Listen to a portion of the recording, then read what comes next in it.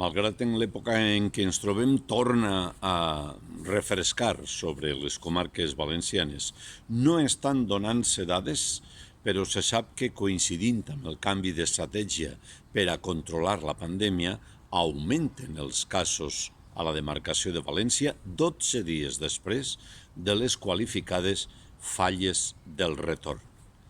La pandèmia encara persisteix, però les persones fa setmanes que li han donat l'esquena a aquesta realitat que porta 748 dies d'alarma sanitària. Per moltes normes que es dicten des del govern de l'Altiplà, els virus van a la seua. D'igual manera que sembla que van els responsables de l'autoritat portuària de València. Permeteu-me una pregunta en aquest sentit.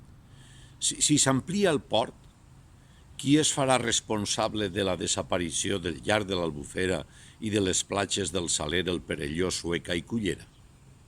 Doncs això.